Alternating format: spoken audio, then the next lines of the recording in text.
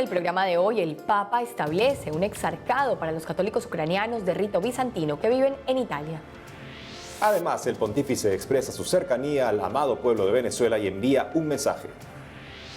Ecuador firma un memorándum con Hospital Bambino Gesù. Empezando una nueva semana y en su grata compañía, gracias por estar con nosotros en EWTN Noticias. Soy Eddie Rodríguez Morel.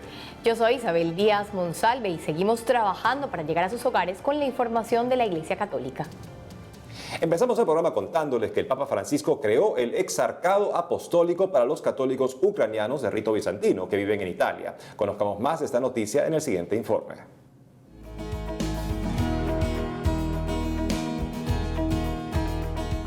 La oficina de prensa de la Santa Sede ha informado que el Papa Francisco ha erigido un exarcado apostólico para los 70.000 fieles católicos ucranianos de rito bizantino residentes en Italia.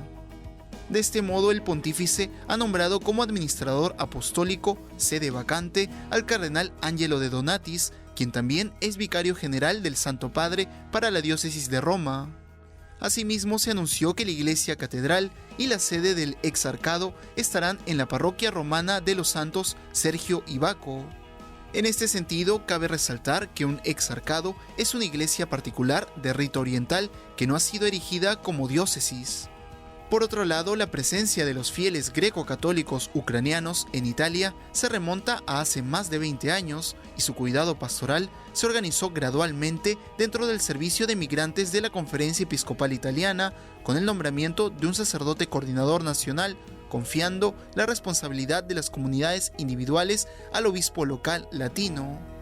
En la actualidad, estos fieles ucranianos están divididos en 145 comunidades asistidas por 62 sacerdotes y los límites de esta circunscripción se extiende a todo el territorio italiano.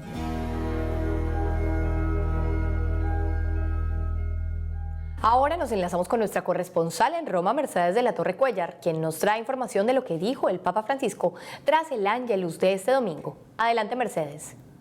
Hola a todos, les saludo desde la Plaza de San Pedro del Vaticano para informarles sobre algunas noticias recientes del Papa Francisco. En primer lugar, quisiera darles una buena noticia a quienes siguen con atención la difícil situación en Venezuela, y es que el Papa Francisco hizo un llamado a la paz ante esta prolongada crisis. Al finalizar el rezo del Ángelus en el domingo 14 de julio, el Santo Padre mostró una vez más su cercanía a los venezolanos y lanzó un enérgico llamado a favor del pueblo en Venezuela que sufre y pidió al mundo oraciones para que termine el sufrimiento del país y de toda la región. Escuchemos. Una vez más quiero expresar mi cercanía al amado pueblo venezolano que sufre particularmente por la crisis prolongada. Recemos al Señor para que inspire e ilumine las partes involucradas, de modo que puedan llegar, cuanto antes, a un acuerdo que ponga fin al sufrimiento de la gente, por el bien del país y de toda la región. Y poco después, el Papa Francisco envió también un mensaje a través de su cuenta oficial de Twitter, @Pontifex, en el que solicitó de nuevo oraciones por el pueblo de Venezuela que está sufriendo. Pasando a otro tema, antes de la oración mariana del Ángelus Dominical, el Papa Francisco reflexionó sobre la parábola del buen samaritano. En concreto, el Papa Francisco destacó que Jesucristo eligió como personaje central al samaritano, un hombre extranjero de una raza que era discriminada aquel entonces. Por lo que el Papa animó a seguir el ejemplo del samaritano que tuvo compasión y misericordia concreta ante una persona necesitada. Y con esta invitación del Papa a releer la parábola del buen samaritano para rezar con ella, me despido por hoy. Informó para ustedes en EWTN Noticias desde el Vaticano, Mercedes de la Torre Cuéllar. Hasta la próxima. Muchas gracias, Mercedes, por la información. Y bueno, el Papa Francisco sigue haciendo este llamado para rezar por Venezuela. No es la primera vez que lo hace. Y los obispos, la semana pasada, los obispos venezolanos ya habían también hecho un llamado. Y justamente un llamado a Nicolás Maduro para que renuncie al poder y para que los venezolanos puedan tener garantía y esperanza de vida. Creo que se relaciona mucho también con el Ángelus del domingo, que el Papa Francisco pues reflexionó acerca del buen samaritano. Y ahí cabe preguntarse, bueno, nosotros, ¿qué tan buenos samaritanos estamos siendo con todas las personas migrantes, ya sean los venezolanos, ya sean en la frontera mexicana? ¿Qué tanto les estamos ayudando y colaborando? Es una excelente oportunidad para nosotros poder vivir la caridad. Y en el caso de los obispos venezolanos vemos que ser un buen samaritano conlleva a veces un gran riesgo personal. Se están enfrentando a una dictadura que ha cometido ya muchos abusos de derechos humanos y ellos mismos están siendo los representantes del pueblo que sufre, de esos 4 millones que han dejado el país, de las personas que están muriendo de hambre y por falta de atención médica en ese país. No pueden quedarse al margen, tienen que defenderlo, inclusive arriesgando la propia integridad. Así es que nuestro saludo a los obispos de Venezuela por esta valiente labor. Ser el buen samaritano a veces conlleva exponer la propia seguridad. En otras informaciones les contamos que en Ecuador se firmó un acuerdo con el Hospital Bambino Jesús que beneficiará a los niños con enfermedades complejas del país suramericano. La primera dama de Ecuador, Rocío de Moreno, visitó recientemente el Hospital Pediátrico Bambino Jesús en Roma, donde se reunió con la presidenta de la institución, la doctora Mariela Enoch, para firmar un memorándum de entendimiento con esta casa de salud. Según detalló el gobierno ecuatoriano en un comunicado, el acuerdo permitirá derivar al Hospital Bambino Jesús a aquellos infantes que presenten enfermedades que por su complejidad no pueden ser atendidos en el Ecuador.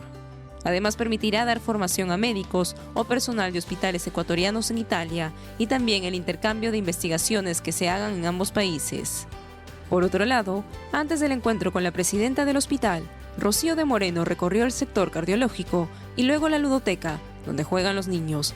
Allí entregó unos muñecos llamados Ñum, una iniciativa del gobierno ecuatoriano que, según indicaron, representa solidaridad, inclusión, juego y amor.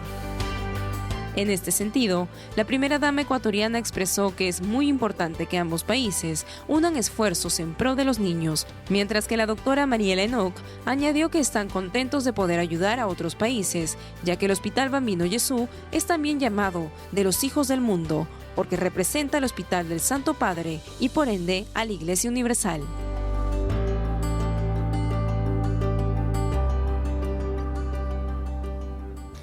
Jesucristo es el buen samaritano y se hace el niño Jesús para socorrernos. Es por eso que está entre nosotros, ayudándonos, socorriéndonos. No podía faltar el Hospital Bambino Jesús también a esta misión maravillosa de poder brindar la medicina y el expertise que tiene, la investigación que tiene al servicio de otros países como el Ecuador, por ejemplo. Excelente iniciativa del Hospital Bambino Jesús. Y les contamos que Así Estampa, agencia del Grupo Así, entrevistó al administrador apostólico del Patriarcado Latino de Jerusalén, quien habló sobre la situación y el contexto en el que se encuentran los cristianos en Tierra Santa. Monseñor Pierbatista Pizzaballa es desde el 2016 el administrador apostólico del Patriarcado Latino de Jerusalén, un cargo en el que ha podido observar muy de cerca la evolución del conflicto palestino-israelí desde la perspectiva de la pequeña minoría cristiana que vive en los lugares por los que caminó Jesús en su vida pública.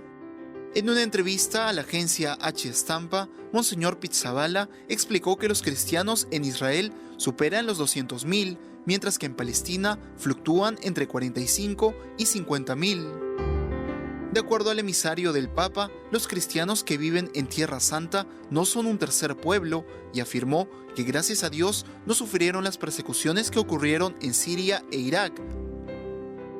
Pero agregó que sí existe hostigamiento indirecto, dificultades y discriminación, ya que según sus palabras, si uno es cristiano, es más difícil encontrar un hogar o un trabajo. En ese sentido, Monseñor Pierbatista afirmó que cualquier problema que involucre a Jerusalén y no a ambas partes está destinado a crear una ruptura en la escena política, bloqueando las negociaciones israelíes-palestinas. Finalmente, el administrador apostólico en Jerusalén declaró que el papel de la Iglesia no es cerrar la brecha entre israelíes y palestinos, sino construir relaciones continuamente, trabajar con la comunidad y tratar de crear pequeños puentes con todos al estilo cristiano.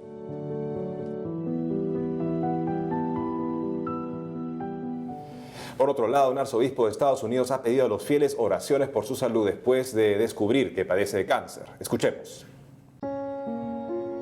A través de un comunicado, el arzobispo de Louisville y presidente emérito de la Conferencia de Obispos Católicos de Estados Unidos, Monseñor Joseph Kurtz, pidió oraciones por su salud luego de informar que le diagnosticaron cáncer de vejiga y que pronto se someterá a quimioterapia en Carolina del Norte. Por este motivo, el purpurado anunció que durante 3 meses estará fuera de la arquidiócesis, pero que continuará en comunicación con los funcionarios de esta. Después de someterse al tratamiento, Monseñor Kurtz dijo que se le extirpará quirúrgicamente la vejiga y la próstata. Su diagnóstico se produjo después de varios meses de problemas de salud y pruebas médicas. No obstante, el arzobispo aseguró estar muy agradecido a su oncólogo y a todo el equipo médico que lo alienta y lo cuida durante su enfermedad. Por otra parte, el obispo señaló que Monseñor Christophe Pierre, nuncio apostólico en los Estados Unidos, está enterado de su enfermedad y su inminente ausencia de la arquidiócesis. Según la American Cancer Society, el carcinoma urotelial es la forma más común de cáncer de vejiga. La tasa relativa de supervivencia a 5 años para todas las etapas del cáncer de vejiga es del 77%.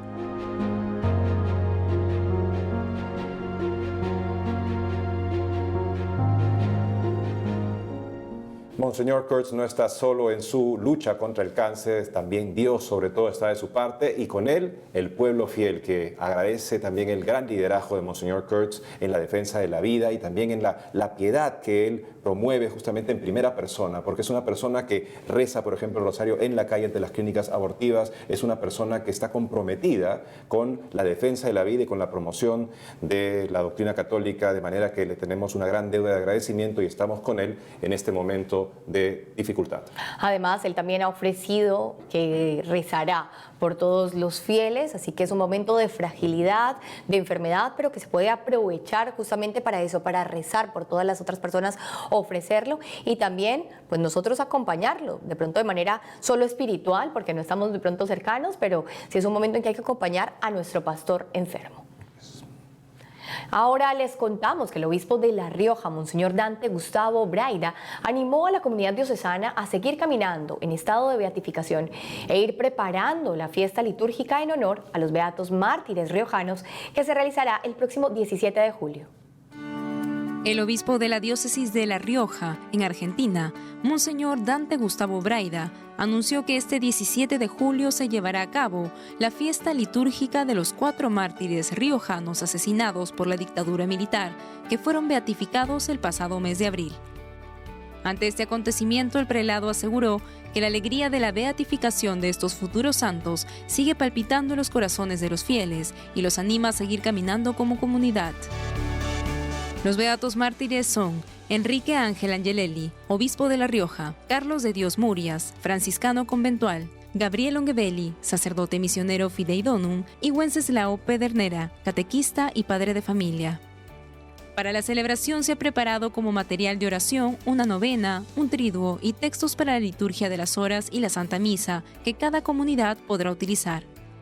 Por su parte, el prelado señaló que al enviar estos textos a la comunidad de La Rioja, espera que sirvan para fomentar la oración y meditación sobre la vida de los mártires, un momento que los animará a imitar el testimonio de fe y entrega de estos hermanos que la Iglesia ofrece como ejemplo de santidad. Asimismo, el obispo de La Rioja informó que las reliquias del beato Angelelli ya están disponibles para repartir en las parroquias y que actualmente se preparan las de los otros 3 mártires. Amigos, tenemos que hacer una pausa, pero al regresar, Iglesia en México establece acuerdos con el gobierno para la protección de su patrimonio. Y en Argentina presentan libros sobre cristología para sanar y salvar al hombre. Ya regresamos con más información.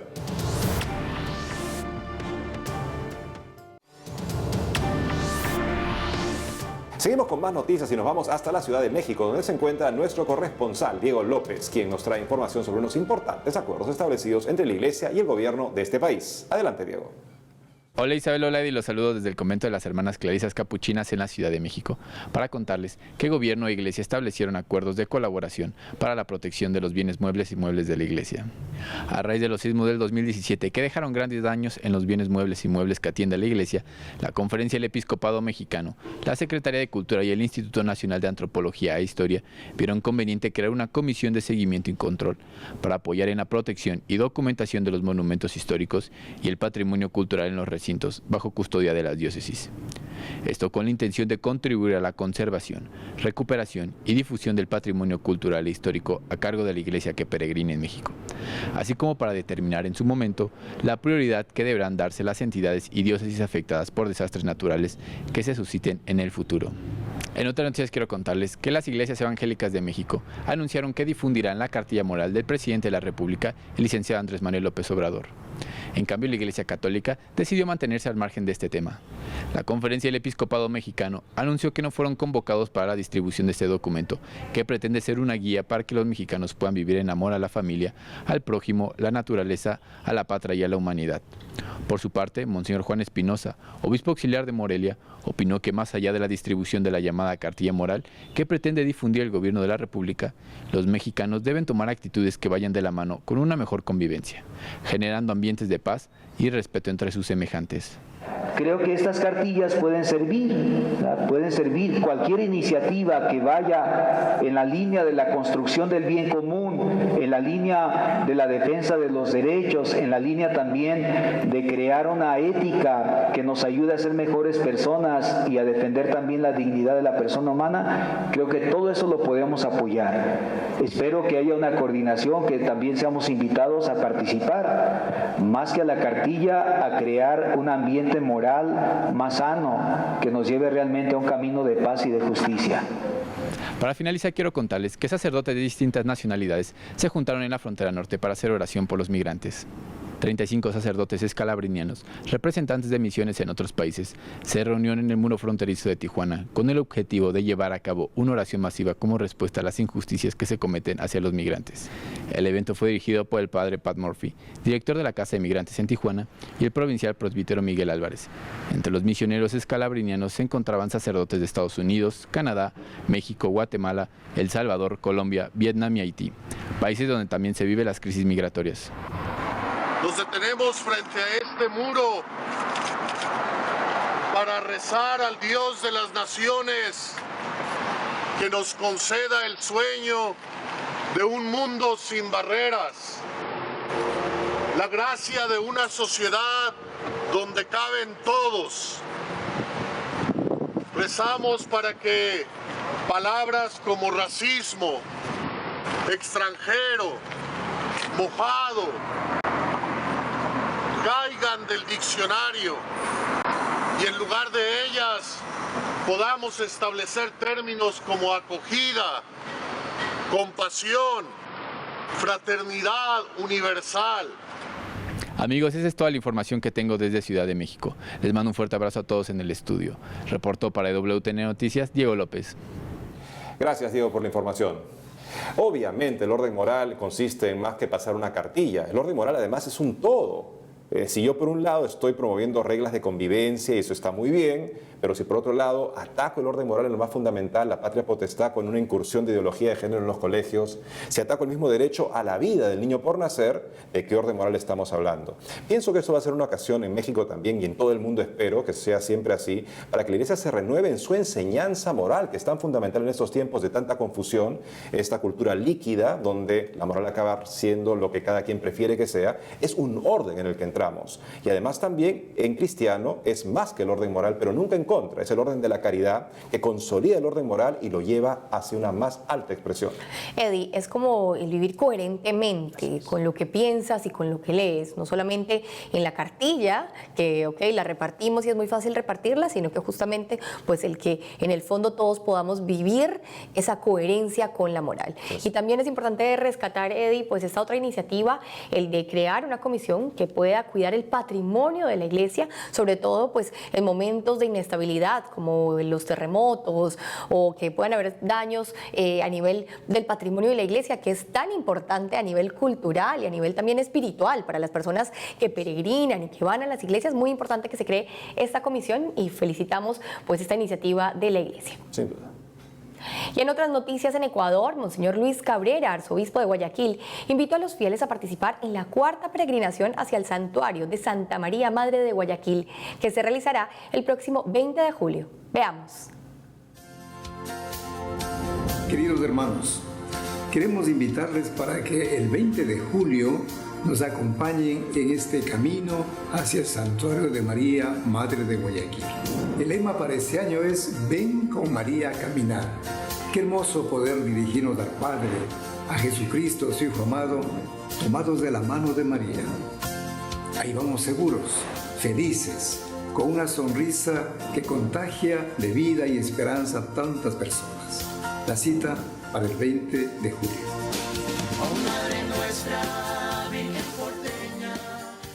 Y nos vamos hasta Argentina para conversar con el padre Gonzalo José Ciperiani, licenciado en Teología y Ciencias Patrísticas por el Institutum Patristicum Agustinianum de la Universidad Lateranense de Roma, quien lanzó su libro La persona de Cristo en la tradición de la Iglesia, Cristología para sanar y salvar al hombre, un escrito para encontrar la riqueza de Cristo a través del método teológico que se nutre de la palabra de Dios viva y eficaz. Padre Gonzalo Ciperiani, bienvenido a EWTN Noticias.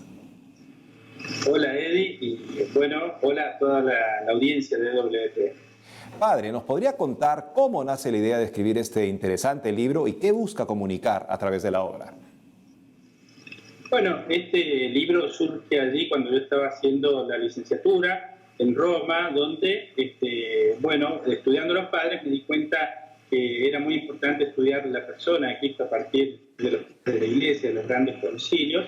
Y de esa manera hice mi tesis sobre cristología y después esa tesis la plasmé en este libro cuando vine a Argentina, agregando algunas conferencias, algunas homilías también sobre Jesucristo y completando este libro que, como dice, también tiene esta finalidad, ¿no es cierto?, cristología para sanar y salvar al hombre. Y bueno, justamente en Jesucristo se salva el hombre porque Él es el Dios hecho hombre y se salva la humanidad. Y justamente también esta salvación, digamos, universal, luego se concretiza personalmente. Y esto busca este libro, conocer a Cristo para encontrar también la propia salvación. ¿Y nos puede explicar, padre, qué importancia tienen los padres de la Iglesia para el mundo de hoy? ¿Y podría compartirnos algunas enseñanzas de alguno de los que considera más conocido? Bien, bueno, la importancia de los padres de la Iglesia está en aquello que dice el Concilio Vaticano II, de volver a las fuentes de la tradición, de volver a la Sagrada Escritura. Y bueno, y las fuentes de la tradición, que es uno de los pilares de nuestra fe, está justamente en estos padres. Y por ejemplo, San Juan Damasceno, que es el padre en el que hago más hincapié, que está hacia el final de la patrística, él dice que quiere transmitir todo aquello que él ha recibido de los otros padres, y justamente él transmite de los padres capadocios y de los grandes concilios, concilio de Nicea, de Éfeso, de Calcedonia, según Nicea, etc. Y bueno, la importancia de ellos para nosotros es que justamente para tener una fe sólida, para poder también presentarla de un modo sólido, tenemos que recurrir a ellos, que fueron aquellos que estuvieron cuando no es que se gestó la fe, pero cuando se pudo explicar la fe, ¿no es cierto?, también a través de la filosofía, de los conceptos filosóficos. Entonces, bueno, para nosotros es importante hoy conocer a estos padres y profundizar, y de esta manera encontrar, ¿no es cierto?, el norte, como decimos aquí en Argentina, en la teología, y no perdernos por ahí en ideas que pueden dejarnos un poco lejos de la realidad de la fe. Finalmente, padre, para todos los que desean adquirir esta obra, ¿cómo pueden hacer para obtenerla? Bueno, allí va a aparecer mi mail, edicionessellosis@gmail.com. También está un sitio donde lo pueden bajar gratuitamente por PDF, que es edicionessellosis.wixsite.com/website.